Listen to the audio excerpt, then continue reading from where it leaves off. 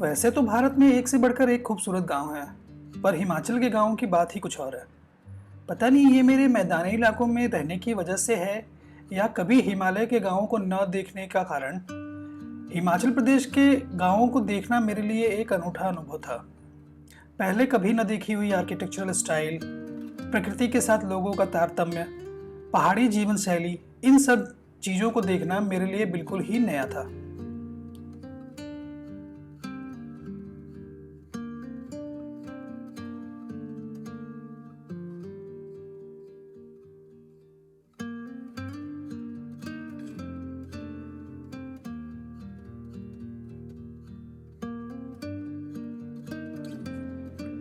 शर्ची Tirthan valley में स्थित एक बहुत ही प्यारा सा गांव है जो चारों तरफ से ऊंचे ऊंचे पहाड़ों और देवदार के घने जंगलों से घिरा हुआ है। शर्ची पहुंचने के लिए पहले आपको तीर्थन वैली पहुंचना होगा, जो हिमाचल प्रदेश के कुल्लू जिले में स्थित एक खूबसूरत रिवर वैली है।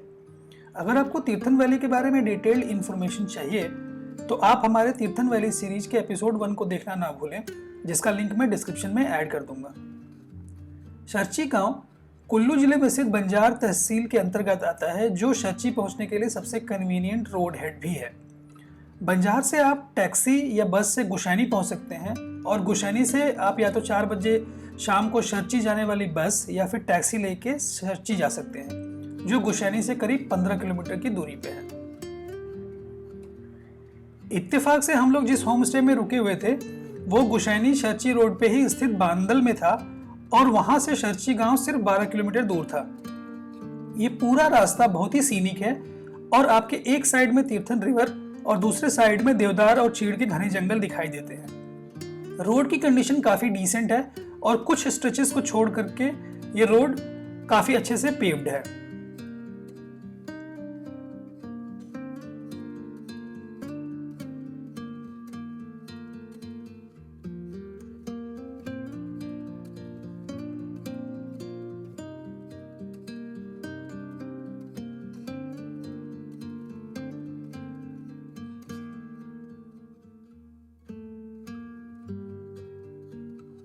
आप जैसे ही शर्ची पहुंचते हैं तो सबसे पहले जो चीज़ आपका ध्यान आकर्षित करती है वो है सेब के बगीचे, जो रोड के दोनों साइड में लगे हुए हैं। हम यहाँ मई के महीने में गए थे और तब सेब काफ़ी छोटे थे, पर अगर आप सेब खाने की इच्छा रखते हैं तो आप अगस्त या सितंबर के महीने में जाएं।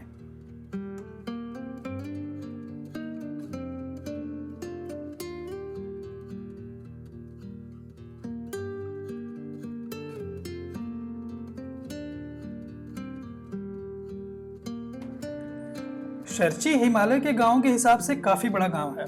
मेरे अनुमान से यहाँ करीब 60 से 70 घर हैं और ये घर काफ़ी बड़े भी हैं। यहाँ एक पोस्ट ऑफिस, आंगनवाड़ी और एक विलेज स्क्वायर भी है, जहाँ यहाँ के लोकल देवता का मंदिर भी है।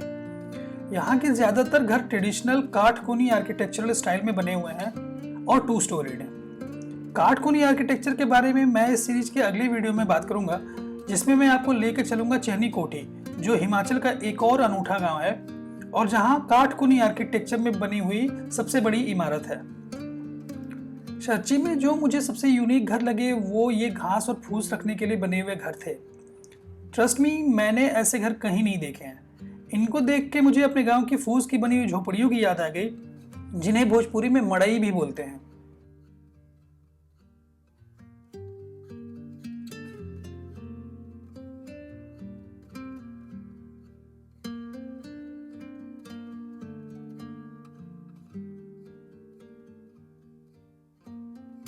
जो ये आप एक लंबे से पेड़ को देख रहे हैं, ये असल में माता का ध्वज है। ये हर साल पूजा के बाद स्थापित किया जाता है और ये पेड़ कहीं से कटा हुआ नहीं है। एक और चीज़ जो मुझे यहाँ पे स्ट्राइकिंग लगी थी वो है यूज़ ऑफ कलर्स।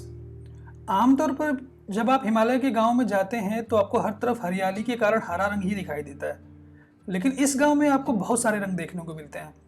इतने वाइब्रेंट कलर्स देख करके ऐसा लगता है जैसे शर्ची एक पिक्चर पोस्ट कार्ड का हिस्सा हो।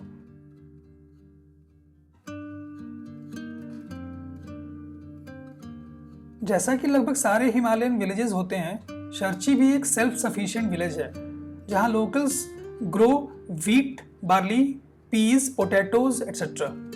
फ्रूट ऑर्चर्ड्स तो लगभग हर घर में हैं ही। पहले नीचे कुशैनी से सरची तक एक रोपवे ट्रॉली थी जिससे गांव वाले जरूरत की चीजें जैसे रिफाइंड ऑयल, शुगर एक्सेट्रा लाया करते थे। जब से रोड बन गई है तब से इस ट्रॉली का यूज बंद कर दिया गया है। गांव के चारों तरफ टेरेस्ड फार्म्स हैं जिनमें गेहूं की फसल तैयार खड़ी थी। इसके अलावा छोटे छोटे खेतों में आलू, मटर और सब्जियां भी लगी हुई थी।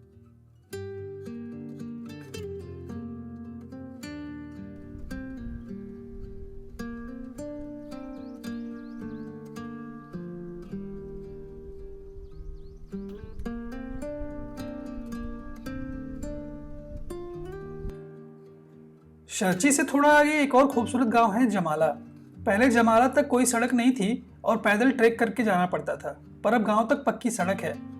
पर इसका मतलब ये बिल्कुल नहीं है कि आप गांव में आसानी से पहुंच सकते हैं। यूसी सड़क सिर्फ गांव के नीचे तक है और गांव के अंदर जाने के लिए चढ़ के जाना पड़ता है। पर in my opinion it's totally worth it.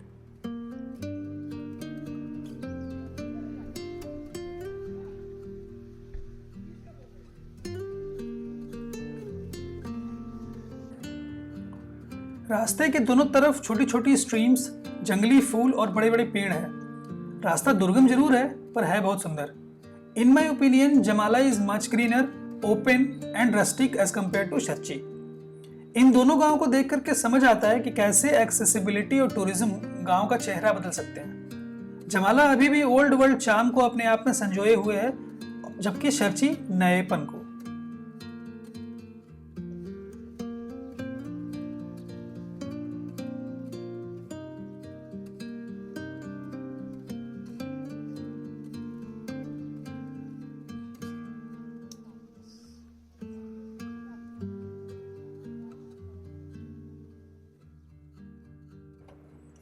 जमाला एक छोटा सा गांव है जहां मुश्किल से 20 घर होंगे, लेकिन ये गांव काफी खुला खुला है और यहाँ से चारों तरफ की खूबसूरत नज़ारे दिखाई देते हैं।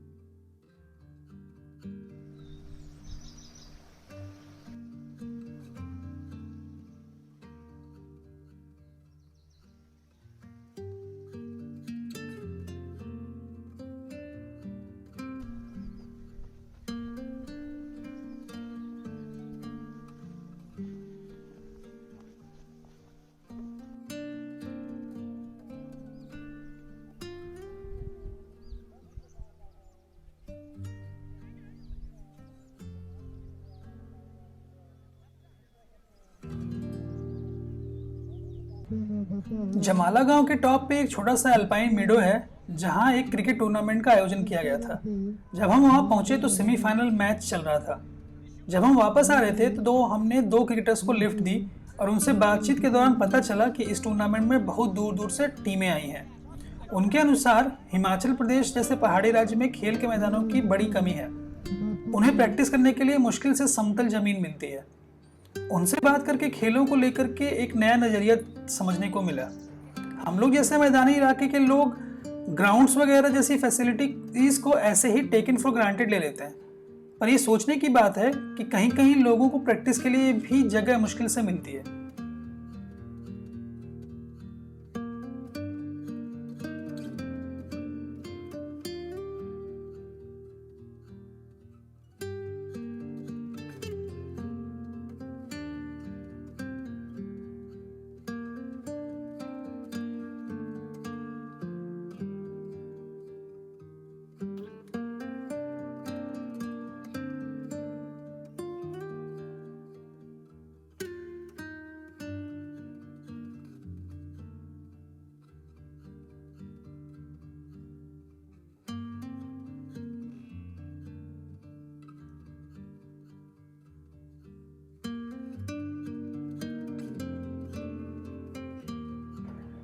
खैर, फिलोसॉफिकल बातें काफ़ी हुई।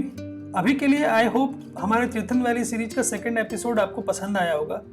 अगर आपने पहला एपिसोड नहीं देखा है तो नीचे डिस्क्रिप्शन में दिए लिंक पे क्लिक करके आप उसे देख सकते हैं। इसके अलावा please stay tuned for our third episode, जिसमें हम आपको लेकर चलेंगे चेहनी कोठी और जलोरी पास के सफ़र पे। अगर आपको ये वीडियो अच्छा लगा हो तो इसे लाइक और शेयर करना ना भूलें, और अगर आप चैनल पर नए हैं तो चैनल को सब्सक्राइब जरूर करें। धन्यवाद।